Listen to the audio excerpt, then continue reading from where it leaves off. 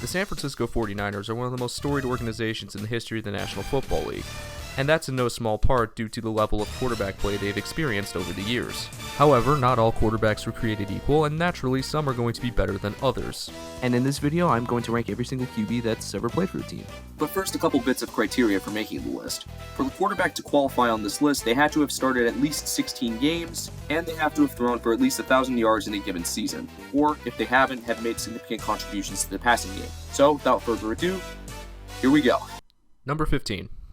And to start off the list, we have Nick Mullens, who just barely meets the 16-game starting requirement to get on here. Used mostly as an injury replacement to Jimmy Garoppolo, Nick Mullens actually impressed in his first start against the Raiders, throwing for 3 touchdowns and a near-perfect passer rating. Since that start, well, he put up a touchdown-interception ratio that Thanos would be proud of. But generally, though, Mullens was never seriously considered anything more than just a backup quarterback, and the fact that he was unable to succeed within Shanahan's system as well, going just 5-11 in his 16 starts, as well as being extremely turnover-prone in the most passer-friendly era in NFL history, makes him, in my opinion, the worst quarterback on this list. Number 14. Funny story about Rattay, he was almost not a San Francisco 49er. Back in the 2000 NFL Draft, the New England Patriots were looking to take a quarterback in the 6th round at pick 199. And Rattay was one of 2 guys considered. Unfortunately for Rattay, they opted to go with the other guy. And this catastrophic decision by the New England Patriots gave the San Francisco 49ers the privilege to draft none other than Tim Rattay. And how did he do? Well, not great, but it didn't seem that way early on. In his first season where he got starting reps in 2003, the man went 2-1 and threw 7 touchdowns against 2 interceptions, and that left the door open for Rattay to be considered the long-term starter for the 04 season. However, this was not meant to be, as Rattay struggled mightily in the 13 games he did start between 2004 and 2005, going just 2-11 and having a touchdown-interception ratio of 15 touchdowns and 16 interceptions. Also, in the one season where Rattay started a majority of his team's games, the Niners' offense finished 30th in the entire league. Even though the 2 QBs have similarly terrible stats, Rattay gets the nod over Mullens here because unlike Mullens, who was just strictly an injury replacement, Rattay was actually considered, at least for a very brief moment, to be potentially the guy for San Francisco. Number 13. So this one was a bit of a tough one to rank. In his first season, Steve DeBerg went 1-10 in his 11 starts, had a completion percentage well under 50%, and put up a touchdown-interception ratio of 8 touchdowns to 22 picks, by far making him the worst quarterback in football in 1978. However, in 1979, Steve DeBerg has quite the bounce-back season, putting up a completion percentage of 60, and the guy does finish 5th in the league in passing yards, putting up over 3,600 yards in just his second year alone. Yes, his record was still absolutely abysmal, going 2-13, but it's hard not to note DeBerg's improvement here. And DeBerg probably would have succeeded in 1980 as well, going 4-5, putting up more wins in that single season than he did in the previous 2 combined.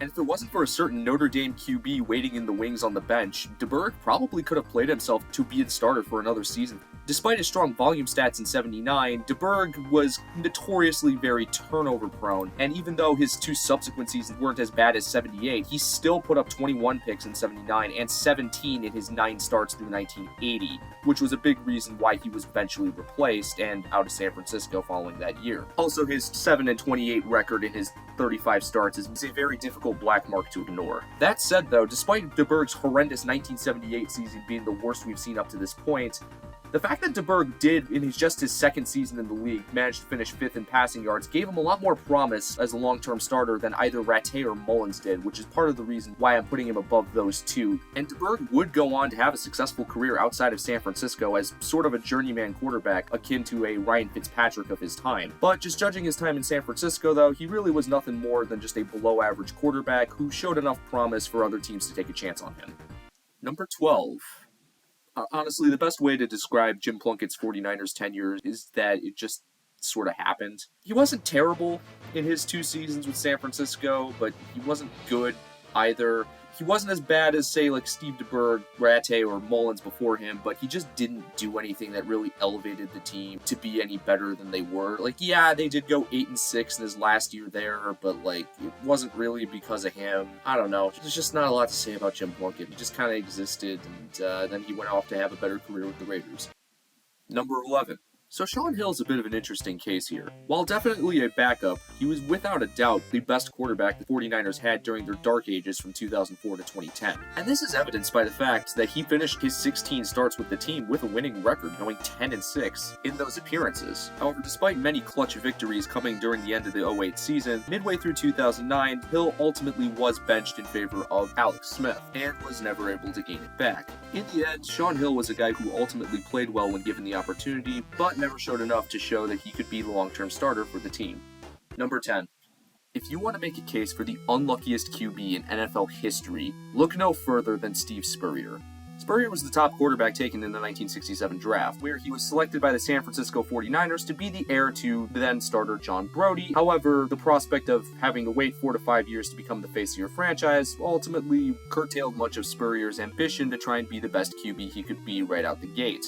During Spurrier's first 5 seasons, he was mostly used as the team's starting punter, while occasionally getting a few reps as a backup, going 2-4, and not looking very impressive in said starts. However, that would all change in 1972. Thanks to an ankle injury to starter John Brody, Spurrier managed to put the 49ers on his back, going 6-2-1 in his 9 starts with the team, and threw for 18 touchdowns, good for 3rd in the league.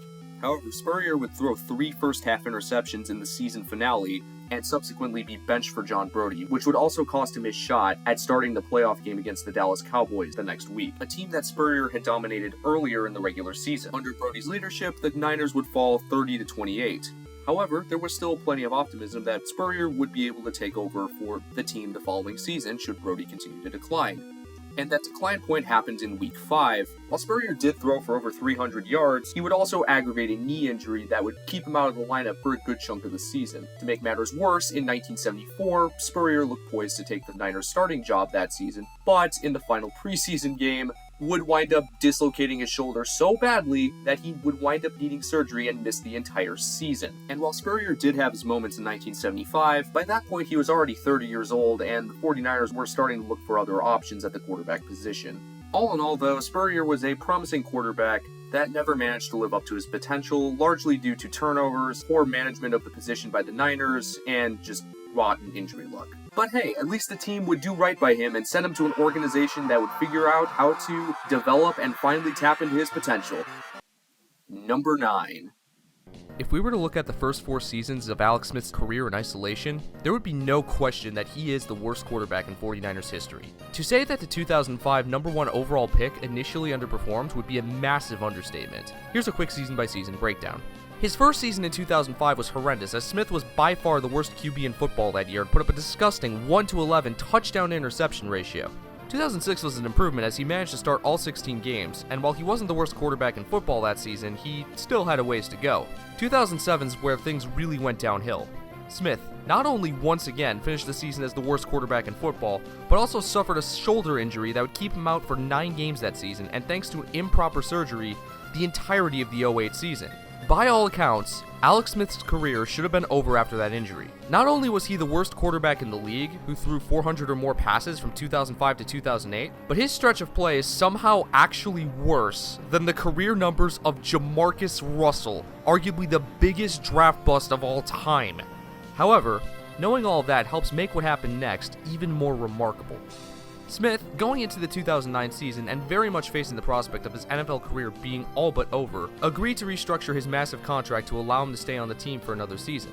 And though he did lose his starting job to the red-hot Sean Hill, he still managed to play well enough during the preseason and be Hill's backup. Smith would eventually win back the starting job from Hill in Week 7 and managed to keep it for the rest of the year. And while Smith's numbers that year were nothing to write home about, they are notable since this was the first time in his career where he managed to put up a positive touchdown-interception ratio for the season. 2010 would be a similar story, with Smith putting up mediocre numbers, then briefly being benched in favor of another quarterback, then showing just enough at the end of the year to remain on the roster for another season. However, once new head coach Jim Harbaugh would enter the fold in 2011, everything would change. Smith, while not putting up spectacular numbers, managed to be efficient with the football, finishing 9th in passer rating, avoiding turnovers, and doing just enough to win the Niners games. 13 games, to be exact, which was good enough to make the playoffs, where Smith managed to take the team all the way to the NFC Championship game. Smith was on pace to be even better in 2012 if it wasn't for injury and the dynamic play of Colin Kaepernick, which knocked him out of the starting role. That all said, despite a brutal start to his career, Smith manages to rank higher than each of the previous quarterbacks, since the season and a half of greatness he had was much more notable than the highs that any of the previous quarterbacks had experienced. However, his brutal start is also what will keep him from being ranked any higher than the other quarterbacks who reached similar highs. Number 8. The best way to describe Colin Kaepernick's career is to say that it was an inverse of Alex Smith's. Amazing start, poor ending. When he took over for the team following Smith's injury in 2012, the offense didn't miss a beat. While Kaepernick had a slightly lower passer rating than Smith, he did manage to put up more passing yards and less start, and added a new dimension to the team's offense with his mobility, finishing 4th in the league in rushing.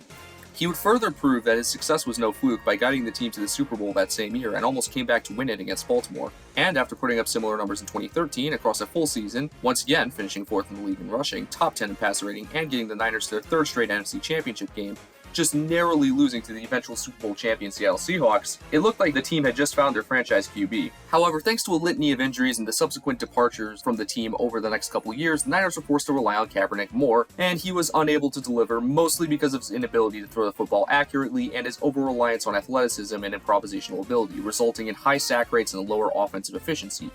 Hell, he even lost the starting job to Blaine Gabbert of all people. But despite some slight improvement in 2016, he didn't show enough to the Niners that he was much more than a journeyman backup type and was released following that season. While Kaepernick's time with the Niners can be best summarized as meh, he gets the nod above Alex Smith because while his highs were marginally higher than Smith's, his lows were nowhere near as bad, unless you consider losing your starting job to Blaine Gabbert as a cardinal sin. Number 7. While Jeff Garcia's time with the team was short, he played pretty well for the most part. Though his first and last seasons with the team were nothing special, the 3 seasons in between saw him make 3 straight Pro Bowls, put up back-to-back seasons with 30-plus touchdowns, and lead an improbable 25-point comeback against the Giants in the 2002 wildcard game. However, Garcia did have his limitations as a passer. He wasn't very accurate downfield, and had developed a penchant for turnovers in his later years with the team. Also, in his other 2 postseason games with the team, Garcia did not play particularly well. While he never had the postseason success of Colin Kaepernick or even Alex Smith, Garcia never had the low lows that those other 2 guys had. 1999 and 2003 were Garcia's 2 worst seasons, but in 1999, Garcia's lackluster performance could be chalked up to him just being a first-time starter, while in 2003, though Garcia failed to live up to his previous 3 Pro Bowl level seasons, he still put up average numbers for a QB, and his offense was 9th in the league in scoring, en route to a 7-9 record. Compare that to Alex Smith being one of the worst quarterbacks in football from 2005 to 2010, and Colin Kaepernick being a below-average starting quarterback that led bottom 10 offenses in his final 3 seasons, including compiling a 3-16 record during his final 2. It's clear why Garcia stands above them. Number 6. Frankie Albert was one of the toughest quarterbacks to rank on this list. On one hand, he was a stud in the All-America Football Conference, the league that the 49ers won before they folded, being their 2-time passing touchdown leader and being named an All-Pro quarterback by that league in 1946, 48, and 49, as well as winning co-MVP with Browns legend and Hall of Famer Otto Graham in 1948. He's even credited with the popularization of the bootleg play in the NFL. On the other hand, upon his transition to the NFL, Albert was an average QB during the 3 years he played in that league, despite making a Pro Bowl, and saw his playtime dwindle during his final 2 years. Further, his stats in the AAFC, while they may look impressive on paper, were a bit inflated due to the NFL having more established and experienced talent, as well as the AAFC having a greater talent disparity between the good and bad teams, making the statistics of the league's better players appear more dominant than they would be if they had played in the NFL. That all said, Albert ranks this highly largely due to how important he is to the team's history. Without his excellent play during his AAFC years and the team's subsequent success, the 49ers probably wouldn't make the jump to the NFL in 1950 and thus wouldn't exist as a franchise today. Despite that though, I just can't shake the idea that he was much more than an above-average quarterback during his best years, and that his best seasons were largely as a result of playing in a league with mostly inferior competition. That, and also having a hard time being able to hold his starting job during his final 2 years with the team, cement his placement. Though, that last point wasn't entirely on him, as we'll see after. Number 5. It may seem a bit surprising to see Jimmy Garoppolo this high up the list, but it's difficult to look at what he's done and not be impressed. He made the playoffs in each of the 3 seasons where he started a majority of his team's games, and finished near the top 10 in passer rating in QBR in said seasons. Garoppolo was also successful in the postseason, making it to at least the NFC Championship games in all of his appearances, and even getting the Niners to the Super Bowl in 2019. However, that's not to say Jimmy Garoppolo is without his faults. For one, while Shanahan's offense has worked at its best with Garoppolo under center, he's usually not the focal point of the offense, with that nod going to either George Kittle, Deebo Samuel, or the ground game. But without a doubt, his biggest fault as a player has been his availability, or rather a lack thereof. If the fact that one of his backups actually qualifies for this list wasn't enough, here's some more stats just to hammer that point home. In the 5 seasons where Garoppolo was on the opening day roster, he only started the full season slate one time in 2019 and missed 30 of a possible 80 regular season starts. Also, the reason the 49ers drafted Trey Lance third overall in 2021 was primarily because of Garoppolo's unreliable availability. Despite his injury history, though, there is no denying the success that Garoppolo has had when he is under center, and his time with the team probably would have been longer, and he'd probably rank a bit higher if it wasn't for his many injuries. But as it stands, when healthy, he's a pretty good quarterback. Number 4. The first Hall of Fame quarterback to appear on this list, Y.A. Tittle certainly exceeded the play of his predecessor Frankie Albert, both when filling in for him as well as during his time with the team in general. While his best years were yet to come, he was still pretty good with the Niners, making 4 Pro Bowls and notching a first-team All-Pro nod, as well as finishing second in MVP voting in 1957. However, Tittle frequently had to fend off his backups from taking over his starting job throughout his time with the team, whether he was trying to win the job from Frankie Albert early on, or having to fend off top 5 draft picks Earl Morrall and John Brody during the back half of his Niners career. On top of that, despite being their quarterback for the better part of a decade, Tittle only got the Niners to the playoffs one time. Granted, this was not entirely his fault because of how the NFL playoff structure was at the time, having the 2 best records in each conference play each other in the championship game, with any tiebreakers settled by a preliminary playoff game. Well, the Niners were involved in one of those tiebreaker games, and Tittle, despite throwing 3 touchdowns and his team holding a 27-7 lead early in the third quarter, also threw 3 picks and wound up losing the game 31-27 to the Detroit Lions. The other argument against Tittle is that, similar to Jimmy Garoppolo, a lot of his success could be attributed to the system around him. See, back in the 1950s, Tittle was a part of what was known as the $1 Million Backfield, which, for those who don't know, was a backfield consisting of Tittle, running backs Hugh McElhenny, John Henry Johnson, as well as fullback Joe Perry. Utilizing the T formation and the different skill sets of their 3 rushing backs, the 49ers' ground game was very difficult to stop, and thus put a lot less pressure on the passing attack, which benefited Tittle greatly. However, unlike Garoppolo, Tittle would be a focal point of the team's offense, particularly in 1957 when he would devise a passing play with receiver R.C. Owens, known as the alley-oop. This would consist of Tittle throwing the ball high up into the air and then Owens jumping up to catch it for a huge gain, which was a huge contributor to Tittle's All-Pro campaign that year. Despite eventually losing his job at John Brody by the end of his time with the team, he still managed to leave a positive impact on the Niners, compiling a 45-31-2 record and being a significant part of one of the best offenses of that era. Speaking of John Brody, number 3. Though he started as Tittle's backup, and not a particularly good one at that, Brody would eventually become one of the most prolific passers of his era, finishing 3rd all-time in passing yards and 8th in passing touchdowns at the time of his retirement. Along the way, Brody was a 3-time passing yards leader, 2-time touchdown leader, and the 1970 league MVP. No small feat, especially considering this was the first MVP awarded post-merger, and Brody won it with a competition pool nearly twice as large as what he had been used to in his previous 13 seasons. However, Brody certainly had his issues. For one, Brody was seen as more of a volume passer and not particularly efficient from season to season. For example, in 1964, despite finishing 5th in passing yards, Brody finished 13th in passer rating, throwing for more interceptions than touchdowns, and his team would suffer for it, going 3-9 that year. The following season, Brody would then throw 1st in passing yards and passing touchdowns, while also finishing 2nd in passer rating, as well as making the Pro Bowl that year. Then the next year, in 1966, he would finish 3rd in passing yards and 8th in passer rating, but would still throw more interceptions than touchdowns, and finished with a pretty mediocre record. This inconsistent season-to-season play would be part of the reason he'd only make 2 Pro Bowls in his career.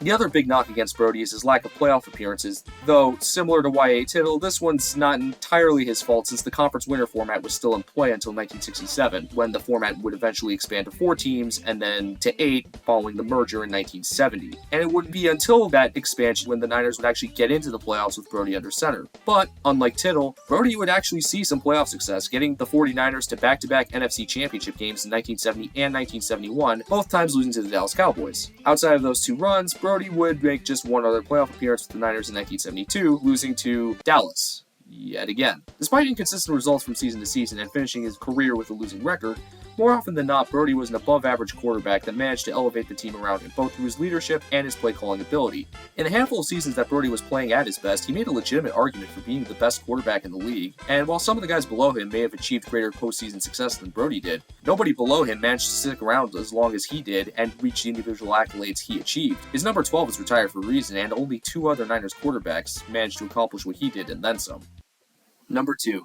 One of the best regular season quarterbacks of the 1990s, Steve Young was an absolute monster. Since taking over the starting job from an injured Joe Montana in 1991, the lefty was the most efficient quarterback of his time, finishing with the best passer rating in the league in 6 of the 8 seasons he spent as a majority starter, and never finished worse than the 5th best in the league. He also finished as the single-season touchdown leader 4 different times, as well as consistently having one of the highest completion percentages in the league. For reference, from 1991 to 1998, Young had far and away the best regular season passer rating and completion percentage of any quarterback, putting up mind-blowing numbers that would still hold up well in the league today.